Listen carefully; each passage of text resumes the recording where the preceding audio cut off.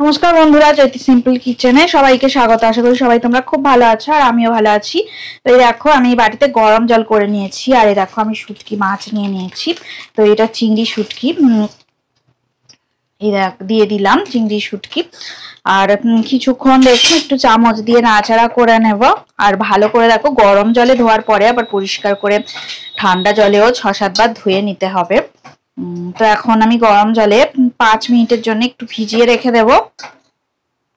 তারপরে ঠান্ডা জল দিয়ে ভালো করে ধুয়ে পরিষ্কার করে নেব। তো 5 মিনিট এইভাবে ভিজানো থাক, তারপরে ফিরে আসছি 5 মিনিট পরে। দেখো 5 মিনিট আমি ভিজিয়ে রেখে দিয়েছি। তো শুটকি মাছগুলো দেখো একটু ফুলে ফুলে উঠেছে। তো প্রচুর বালি আছে আর অনেক নোংরা, দেখো জলটা কতটাই নোংরা জল, তো বালি ভর্তি, প্রচন্ড নোংরা। এবার এটা আমি ভালো করে ঠান্ডা জল দিয়ে পরিষ্কার করে 6 থেকে 7 বার একটু ধুয়ে নিচ্ছি। দেখো এবারে জলটা কত পরিষ্কার হয়ে গেছে। দেখো আমি 6 থেকে 7 বার জল দিয়ে পরিষ্কার করে ধুয়ে নিয়েছি। একদম এই জলের মধ্যে আর এক ফোঁটাও আর ময়লা নেই। তো বালি ছিল আর প্রচুর কাদা ছিল, সব পরিষ্কার করে ধুয়ে নিয়েছি। তো একদম সুন্দর দেখো পরিষ্কার হয়ে গেছে চিংড়ি মাছগুলো, একদম শুটকি চিংড়ি দারুণ পরিষ্কার হয়েছে। তো এইভাবে পরিষ্কার করে ধুয়ে নিয়ে এবার আমি জলটাকে ভালো করে ঝরিয়ে তারপরে ফেরত আসছি। জল ঝরিয়ে আমি 5 মিনিট রাখবো, তারপরে ফিরে আসছি। দেখো কড়া বসিয়ে দিয়েছি। তো কড়াতে সর্ষের তেল দিইনি, সাদা তেল দিয়েছি। তো একটু সর্ষের তেল দিয়ে এর আগে একটু রান্না করেছিলাম, তাই জন্য এই সর্ষের তেলটা দেওয়া ছিল না, মানে সাদা তেল ছিল। সর্ষের তেল দিয়ে রান্নাটা ভালো হয়। তো এর মধ্যেই আমি দিয়ে দিলাম, মিক্সড করেই রান্নাটা করতে হবে। তো অনেকটা পরিমাণেই দেখো আমি সাদা তেল আর সর্ষের তেল মিক্সড করে দিয়ে দিয়েছি। তো রান্নার প্রথমেই রেসিপি তৈরির প্রথমেই বড়দের প্রণাম আর ছোটদের ভালোবাসা জানিয়ে আমি আমার রেসিপি এখন থেকেই শুরু করলাম। তো আমার চ্যানেলে সবাইকে অনেক অনেক স্বাগত আর অনেক অনেক ভালোবাসা। তো দেখো তেলটা গরম হয়ে গেছে। তো এবারে আমি কুচনো আলু দিয়ে দেবো। আর আলু আর পেঁয়াজ দিয়েই রান্নাটা করব। তো এই দেখো টুকরো করা আলু দিয়ে দিলাম। আর একটু আলুটা একটু ভাজা ভাজা হয়ে যাক, তারপরেই কুচানো পেঁয়াজ দিয়ে দেব। 2 থেকে 3 মিনিট একটু ভাজা হয়ে গেলে তারপরে দেব পেঁয়াজ। তো এই রেসিপিটা গরম ভাতের সাথে দারুণ খেতে লাগে। তো তোমরা রেসিপিটা একবার হলেও ট্রাই করো। তো শুটকি মাছ এমনি ভর্তা করলেও তো খুবই ভালো লাগে, ভর্তা ছাড়া এইভাবে মানে কোনোদিন রান্না করে দেখো, মানে গোটা গোটা থাকবে, খুবই সুন্দর খেতে লাগবে গরম ভাতে, অত্যন্ত সুস্বাদু। এমনি তো শুটকি মাছ খেতে ভালোই লাগে, খুবই সুস্বাদু একটা মাছ। এই মানে শুটকি মাছের যে রেসিপিগুলো হয় সমস্ত রেসিপি ভালো লাগে, তো ভর্তা দিয়ে খেতেও ভালো লাগে, কিন্তু এই যে রেসিপিটা এটা দেখবে আরো সুন্দর খেতে লাগবে, অনেক সুস্বাদু হয় এই রেসিপিটা। আর আমি দেখো অন্যরকম করে একদম সুস্বাদু করে বানাবো। তো তোমরা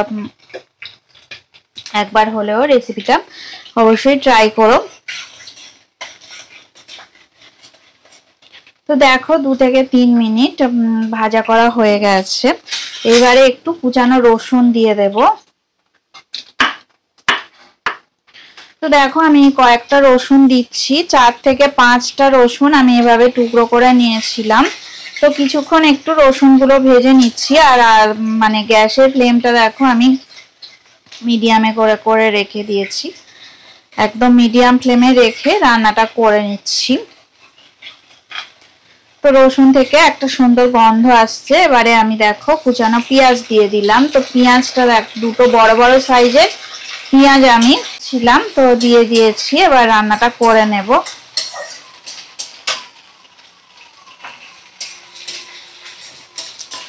তো 3 থেকে 4 মিনিট পেঁয়াজ রসুন আর আলু এইভাবে একটু ভাজা করে নিচ্ছি। তো দেখো 2 থেকে 4 মিনিট এইভাবে ভাজা করা হয়ে গেছে। এবার পরিমাণ মতো আমি নুন দিয়ে দেব আর সাথে দিয়ে দেব হলুদের গুঁড়ো, 1 চামচ হলুদের গুঁড়ো দিয়ে দিলাম। আর দেখো কাশ্মীরি রেড চিলি পাউডার দিয়ে দিচ্ছি আমি, একটু ঝাল ঝাল হলেই ভালো লাগে। তো দেখো 2 চামচ আমি দিয়ে দিলাম।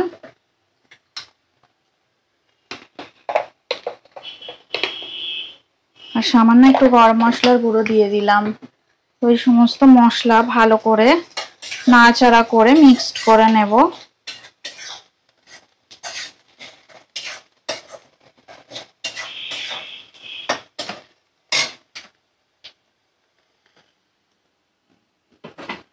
তো মিক্সড করা হয়ে গেছে। এবার দেখো এই যে গরম জলে পরিষ্কার করে ভিজিয়ে রাখা আর এই দেখো ধুয়ে রাখা শুটকি মাছগুলোকে, চিংড়ি শুটকি আমি দিয়ে দিচ্ছি। তো খুব সুন্দর করে পরিষ্কার করে আমি ধুয়ে রেখে দিয়েছিলাম। অত্যন্ত সুস্বাদু এই রেসিপি, তোমরা একবারটি হলেও ট্রাই করো। দারুণ খেতে লাগে, দারুণ, খুব সুন্দর খেতে লাগে। তো এবার দেখো আমি কড়ার মধ্যে দিয়ে দিয়েছি শুটকি মাছগুলো। তো এবার নাড়াচাড়া করব ভালো করে, বেশি করে দেখো তেল দিয়েছিলাম, তো তেল দেখো সবটাই শুষে নিয়েছে চিংড়ি মাছ দেওয়ার পরে। তো এবার দেখো আমি একে একে আদা রসুন বাটা দিয়ে দেব। তো 2 চামচের মতন আদা রসুন বাটা আমি দিয়ে দিলাম। এবারে 2 চামচ জিরে বাটা দিয়ে দেব। এবার ভালো করে আমি নাড়াচাড়া করে নেব।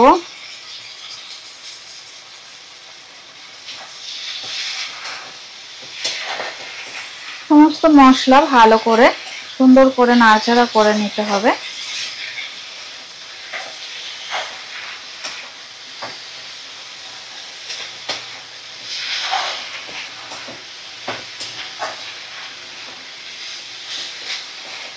এইভাবে দেখো আমি 3 থেকে 4 মিনিট একদম মিডিয়াম ফ্লেমে রেখেই নাড়াচাড়া করে নিচ্ছি, নাহলে তলার দিকে আবার লেগে যেতে পারে, আর লেগে গেলে তখন আবার পুড়ে যাবে। তো একটু ঢাকা দিয়ে রাখবো কিছুক্ষণের জন্য, ঢাকা দিয়ে রান্নাটা করে নেব। আর একটু কাঁচা লঙ্কা আমি দেখো দিতে ভুলে গেছি, তো একটু কাঁচা লঙ্কা দিতে হবে। দেখো আমি 2টো কাঁচা লঙ্কা দিয়ে দিলাম। তো লঙ্কাগুলো দিয়ে আমি উপর থেকে একটু ঢাকা দিয়ে রেখে দেব, কিছুক্ষণ এইভাবে রান্নাটা হতে দেব। ফিরে আসছি 3 থেকে 4 মিনিট পর। তো দেখো এবার আমি একটু ঢাকাটা তুলে নিচ্ছি, একটু মিডিয়াম ফ্লেমেই রেখে দিয়েছিলাম। তো দেখো এবার একটুখানি জল দিয়ে দেবো। তো ভালো মতনই কষা কষা হয়ে রান্নাটা দেখো হয়ে যাচ্ছে। এবার একদম অল্প করে সামান্য পরিমাণে জল দিয়ে দিলাম, যাতে এই তরকারির মধ্যে চিংড়িগুলো একটু ডুবে ডুবে থাকতে পারে। তো সেই পরিমাণে জল দিলাম। এবার আর 5 মিনিট একটু ঢাকা দিয়ে লো ফ্লেমে রেখে রান্নাটা করে নিলেই একদম রেডি হয়ে যাবে।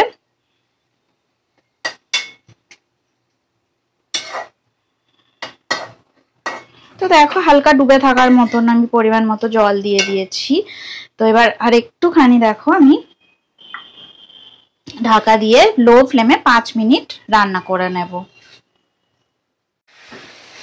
দেখো ঢাকাটা খুলে দিয়েছি। তো কত সুন্দর দেখো দেখতে হয়েছে, কত দারুণ দেখো দেখতে হয়েছে, যেমন দেখতে তেমন খেতে তো আরো সুন্দর। তো রেসিপিটা একদম রেডি হয়ে গেছে আমার, শুটকি মাছের রেসিপি আলু পেঁয়াজ টমেটো দিয়ে। তো আমি দেখো গ্যাসের ফ্লেমটা অফ করে দিলাম, আর একটু বাদেই আমি সার্ভ করে দেব। এখন খুব গরম আছে, তো একটু ঠান্ডা হলে মানে একটু নর্মাল হলে তারপরেই সার্ভ করব। তো দেখতে দেখো কতটাই লোভনীয় হয়েছে, অনেক সুন্দর দেখতে হয়েছে দেখো শুটকি মাছের রেসিপিটা। তো চিংড়ি শুটকি আমার রান্না করা হয়ে গেল। এই রেসিপিটা তোমরা অবশ্যই বাড়িতে একবার হলেও ট্রাই করবে। দারুণ স্বাদের, দুর্দান্ত লাগে খেতে, গরম ভাতে অসাধারণ খেতে লাগে। তো চলো রেসিপিটা এবার আমি সার্ভ করে দিচ্ছি। তো দেখো আমি একটা পাত্র নিয়ে নিয়েছি আর আমি রেসিপিটা দেখো সার্ভ করে দিচ্ছি। তো কত সুন্দর দেখো কালার এসেছে, তো কত দারুণ দেখো দেখতে হয়েছে রেসিপিটা। তোমরা এইভাবে বাড়িতে অবশ্যই একবার হলেও বানিয়ে দেখবে যে কত দারুণ খেতে লাগে, খুব সুন্দর সুস্বাদু এই রেসিপিটা। একবার বাড়িতে অবশ্যই বানাবে।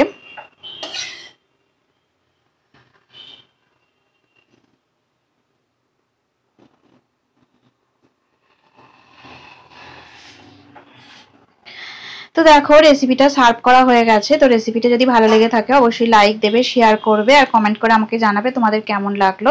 তোমরা সবাই ভালো থাকো, সুস্থ থাকো আর আমার রেসিপি এইভাবে দেখতে থাকো। এতক্ষণ ধরে রেসিপিটা দেখার জন্য আর আমার সাথে থাকার জন্য তোমাদের অনেক অনেক ধন্যবাদ। তো পুরনো বন্ধুদের তো অনেক অনেক ধন্যবাদ আমাকে এগিয়ে নিয়ে যাওয়ার জন্য। আর নতুন যারা বন্ধু আছো আমার চ্যানেলটা সাবস্ক্রাইব করে আমার পাশে থাকবে